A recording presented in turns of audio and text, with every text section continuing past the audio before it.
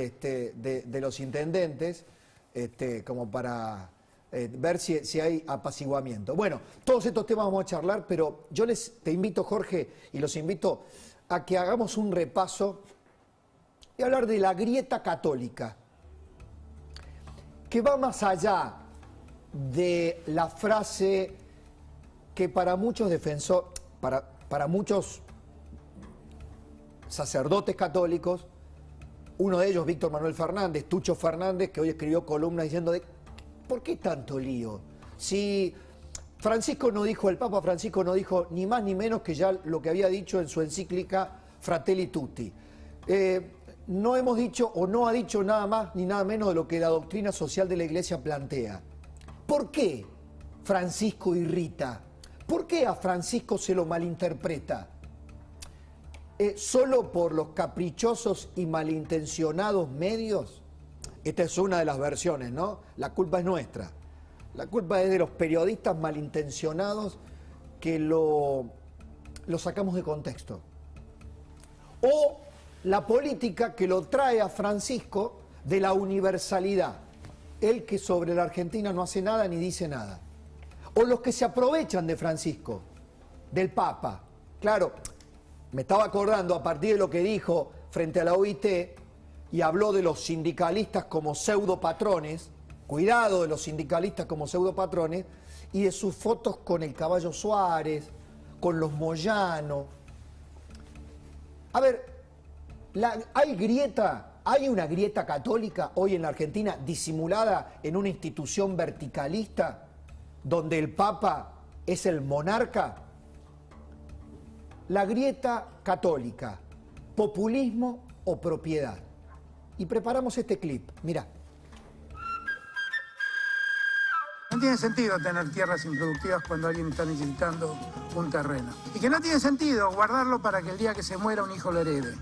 Que tiene mucho más sentido volverla productiva hoy.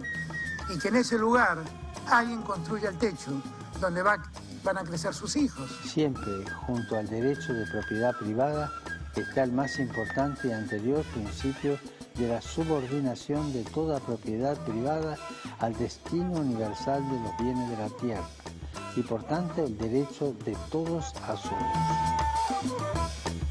No entiendo, mucho dolor. No entiendo la insensibilidad.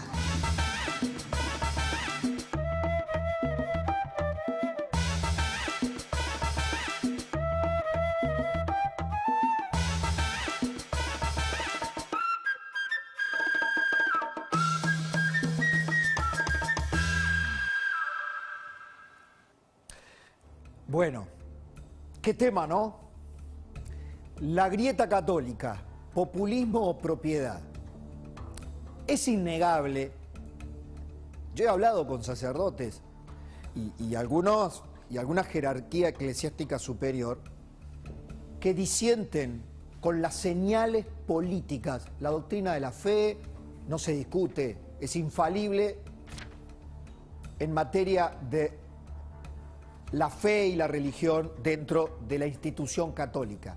Ahora, conozco a muchos integrantes de la jerarquía eclesiástica y católicos que pertenecen a la Grey Católica que disienten de las posturas del Papa Francisco, que juega en política, que ha jugado en política. Alguien dice, bueno, pero jugó, por ejemplo, a favor de María Eugenia Vidal y por la derrota de Aníbal Fernández en la provincia de Buenos Aires. Pero luego, con sus gestos poco amables y cordiales en las visitas con Mauricio Macri, su distancia, sus pases de facturas, también con Sergio Massa, a quien no recibió nunca, y ya en la segunda mitad del gobierno de Mauricio Macri, con todos aquellos obispos y sacerdotes que empezaron a militar, a levantar el tono, algunos hasta se atrevieron a interpelar a la propia gobernadora, María Eugenia Vidal, a la que supuestamente el Papa había ayudado a entronizar por lo que estaba haciendo en la provincia y a cuestionarle. y a darle oxígeno a ese peronismo para que volviera al poder, para que se reunificara. ¿El Papa juega en política o no? Sí, juega. Dicen no aquellos que pertenecen a la Iglesia Católica. Y ahí viene la mala interpretación nuestra. Ahí viene la postura forzada, el análisis forzado. Lo quieren meter al Papa en el barro de la miseria, de la coyuntura, de la grieta. Es cierto que la Iglesia Católica defiende la propiedad privada.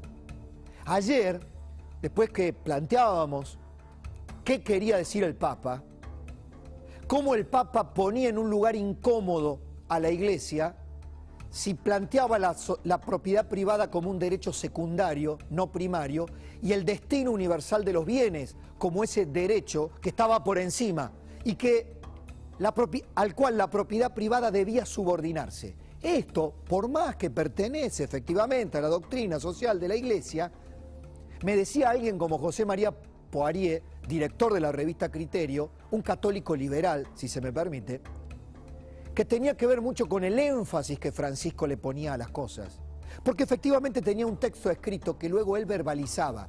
Podemos escuchar el párrafo del mensaje a la Organización Mundial del Trabajo, donde pone el énfasis el Papa Francisco, que no ignora nada de lo que pasa en la Argentina, no ignora, no desconoce, porque tiene además interlocutores muy directos, muy sensibles, como Juan Grabois, quien de alguna manera es funcionario en el Vaticano. Juan Grabois, que acompañó a una integrante de la familia Echeverría a tomar un campo, una estancia. Juan Grabois, que acicatea permanentemente a los ricos, a los sindicalistas, al gobierno, en nombre de los pobres, planteando cuasi una reforma agraria. El amigo funcionario del Papa no desconoce que el presidente Alberto Fernández, que el vicepresidente del Instituto Patria, Jorge Ferraresi, vienen planteando el jaque a las tierras ociosas en la Argentina. Sí, aquel propietario dueño de tierras ociosas que vaya poniendo las barbas en remojo, porque primero viene la advertencia. Solidariamente, ha dicho Fernández, deberían entender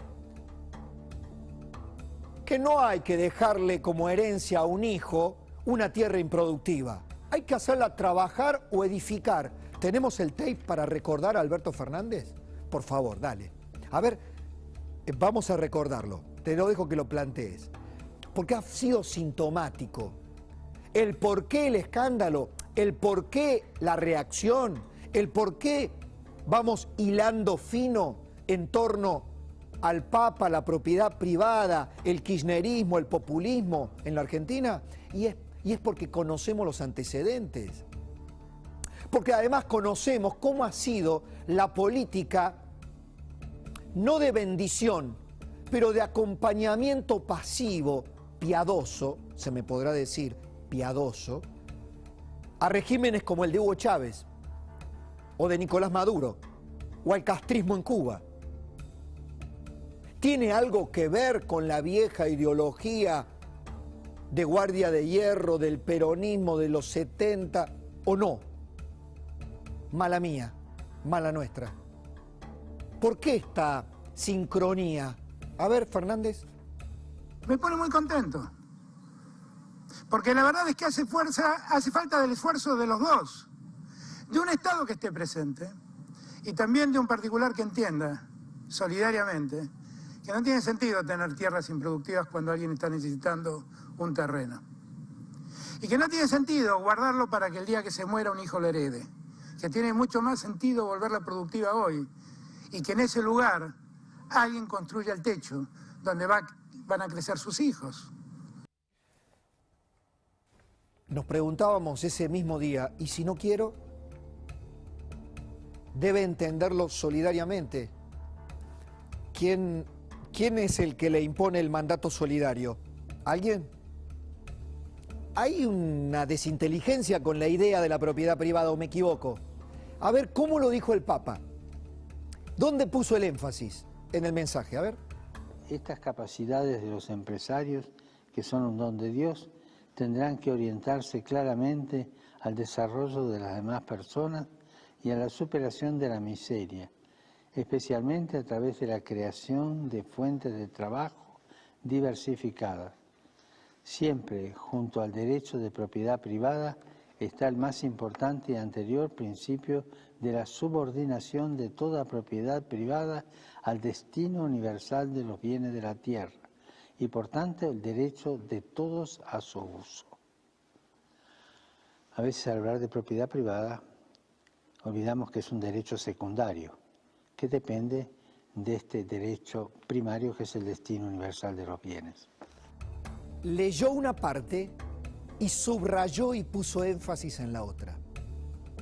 Entonces, con respeto a los exégetas, con respeto a los teóricos, a los doctores que hay en la Iglesia Católica y que nos tratan poco menos que de ignorantes a los periodistas que nos escandalizamos o nos animamos a debatir lo que dice el Papa, que en los detalles está lo importante. Nadie desconoce la cantidad de encíclicas ni el propio contenido de la doctrina social de la Iglesia en donde la propiedad privada se respeta, porque nadie desconoce que con el advenimiento del anarquismo, del socialismo, del comunismo, la propia Iglesia empezó a distinguir la necesidad de marcarle a sus feligreses la importancia basal. Sin propiedad no hay caridad. Si la Iglesia no tuviera con qué, no podría extender su acción, me decía un católico liberal. Por lo tanto, la propiedad privada es inherente a los modos de producción y respetarlo es absolutamente indispensable. Pero el Papa plantea, casi en sintonía con algunos políticos argentinos, por ejemplo, Jorge Ferraresi plantea en la ordenanza, él, sus mandaderos, en la ordenanza del partido de Avellaneda, empieza a enumerar el derecho a la vivienda digna, consagrado constitucionalmente también, y nombrando a la Constitución de Perón del año 49, el derecho a la vivienda por encima del derecho a la propiedad. Porque lo que hace Ferraresi, lo que quieren hacer algunos políticos kirchneristas, es apretar al propietario, asfixiarlo para conseguir bienes. No, yo no lo subestimo al Papa Francisco, pero solo pido que no nos subestimen a quienes estamos atentos en el debate público. La verdadera grieta que tiene la Iglesia Católica es entre los que perciben ese apoyo socialistoide al populismo latinoamericano. Y el populismo latinoamericano depredador de bienes y servicios que ha expoliado los países con pobrismo estructural, un pobrismo se nutre de la misma clientela, los pobres. Unos los quieren multiplicar, los otros asistir, y no está muy claro a dónde se confunden algunos en la Iglesia, no todos, y los populistas. Pero lo único que queda del populismo es tierra arrasada luego. Por eso, cuidado, que esta grieta filosófica, política, ideológica, no debe ser desechada. La propiedad privada en América Latina, en la Argentina, hoy está en entredicho.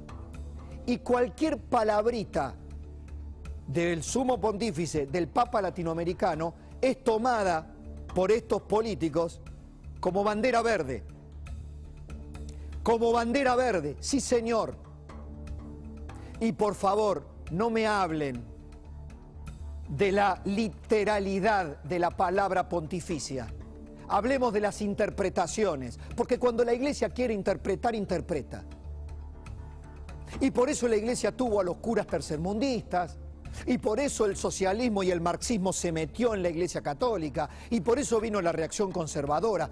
Vamos, señores, hablemos de la Iglesia en forma madura, en un debate público abierto, como un actor político relevante y económico, sustancial en la historia de la humanidad. Y hablemos acá, en la Argentina, hoy y ahora, en esta Argentina pobrista, a la que no basta con que de tanto en tanto nos recuerden cuántos pobres tenemos, cuánto despojo y cuánto mal hemos hecho las cosas. Toda la clase dirigente, la Iglesia incluida, nosotros incluidos, somos copartícipes de este pobrismo estructural.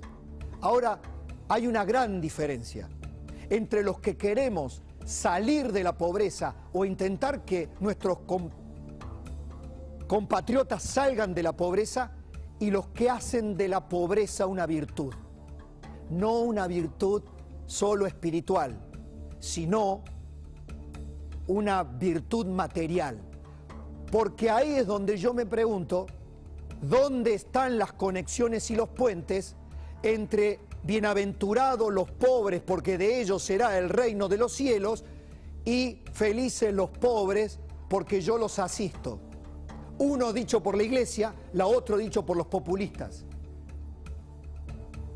Claro que hay una grieta. Hay muchos en la Iglesia Católica, practicantes, mejores o peores, jerarquía eclesiástica, que han interpretado las palabras del Papa, pero fundamentalmente el énfasis en el sentido peligroso, en el sentido complejo, aquí y ahora en la Argentina. Bienvenidos a Hora 21.